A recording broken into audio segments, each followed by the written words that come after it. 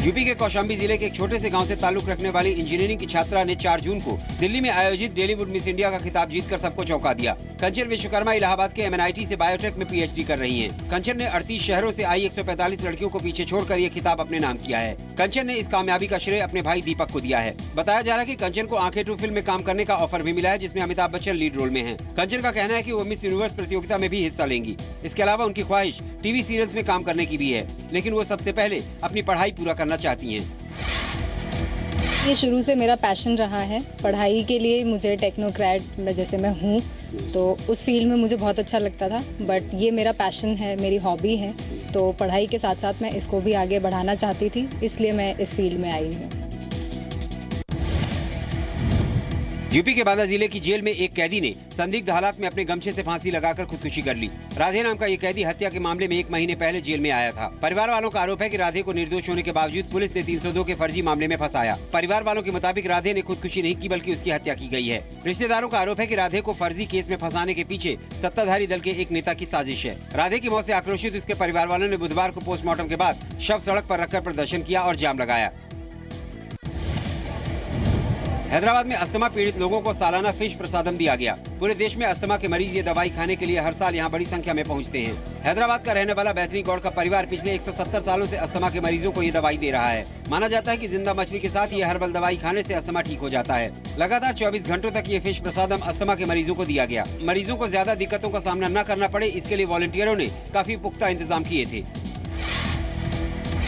बहुत फर्क पड़ा है। पिछले साल में आया था, इस बार वो इसलिए आया हूँ दोबारा, अगले साल भी आऊँगा। मैं लुधियाना से आया हूँ, पंजाब से, और मेरे ब्रदर को ये तकलीफ थी और हल्की हल्की मेरे को भी है। और पिछले साल मैं आया था, भाई के साथ आया था, पर मैंने ये प्रसाद नहीं लिया था। इस साल फर्स्ट टाइम ले रहा हूँ। 2 साल पहले आए थे तो इनहेलर वगैरह मतलब इस्तेमाल करता था, पर यहाँ की दवाई लिया, पंप वगैरह बंद हो गया है।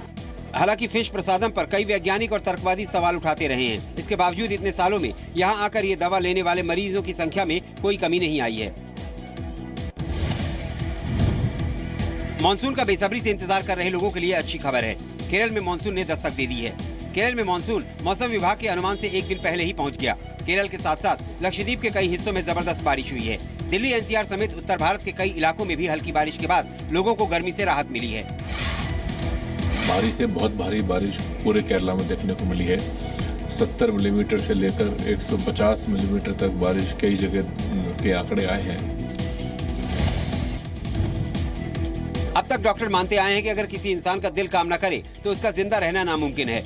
लेकिन 25 साल के अमेरिकी युवक स्टेन लार्किन ने विज्ञान की इस थ्योरी को झुठला दिया है। स्टेन लार्किन बिना दिल के 1-2 दिन नहीं बल्कि पूरे 555 दिन जिंदा रहे। लार्किन ने कृत्रिम दिल की मदद से तब तक अच्छे दिनों का इंतजार किया जब तक उन्हें हार्ट डोनर नहीं मिल गया। दिल को हटाने के बाद उसकी जगह पर 13.5 पाउंड का बैकपैक लगाया गया। बैकपैक सीधे कार्डियोवैस्कुलर सिस्टम से जुड़ा और दिल की काम करने की जरूरत नहीं पड़ी। हार्ट डोनर मिलने के बाद लार्किन ने कृत्रिम दिल को हटवाया। सबसे हैरानी की बात यह है कि स्टेन ने इस डिवाइस के साथ अपनी जिंदगी के सभी बड़े काम किए।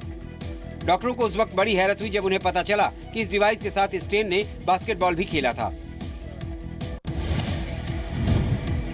तेल अवीव में एक रेस्टोरेंट में घुसे 2 फिलिस्तीनी बंदूकधारियों ने अंधाधुंध फायरिंग कर दी। फायरिंग में 3 लोगों की मौत हो गई जबकि 9 लोग घायल हुए हैं। हाई सिक्योरिटी वाले तेल अवीव के सेंट्रल मिलिट्री हेडक्वार्टर के कंपाउंड में मौजूद इस रेस्टोरेंट को आतंकी अपना निशाना बनाने में कामयाब हुए हैं।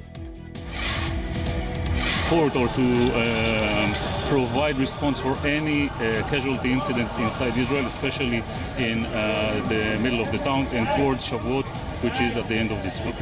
हालांकि सिक्योरिटी फोर्स ने जवाबी कार्रवाई करते हुए एक हमलावर को जिंदा पकड़ लिया है, जबकि दूसरे को जख्मी हालत में अस्पताल में ले जाया गया है। पिछले 8 महीनों में इजराइल में ये सबसे बड़ा आतंकी हमला बताया जा रहा है। मारिया शारापोवा को इंटरनेशनल टेनिस फेडरेशन ने 2 साल के लिए सस्पेंड कर दिया है।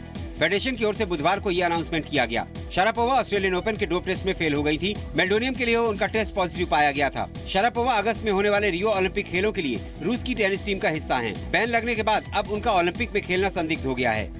5 बार की ग्रैंड स्लैम चैंपियन रूस की शारापोवा को इससे पहले मार्च में ITF ने अस्थायी तौर पर निलंबित कर दिया था, जब उन्होंने लॉस एंजलिस में प्रेस कॉन्फ्रेंस के दौरान घोषणा की थी कि वो जनवरी में डोप टेस्ट परीक्षण में नाकाम रही थी। हॉलीवुड फिल्म XXX की शूटिंग खत्म करके दीपिका पादुकोण वापस इंडिया लौट आई हैं। एक ब्रांड प्रमोशन के दौरान दीपिका ने हॉलीवुड का एक्सपीरियंस शेयर किया। दीपिका ने कहा कि वो अपनी फिल्म को लेकर बेहद एक्साइटेड हैं। हालांकि उनसे जब अनुराग कश्यप की उड़ता पंजाब के बारे में सवाल किया गया तो दीपिका ने सीधे सीधे कोई टिप्पणी नहीं की। दीपिका ने किसी विवाद में न पड़ते हुए बेहद डिप्लोमेटिक जवाब दिया। I don't know. I would like to comment on it at some point, but I don't think I'm ready to comment on it right now.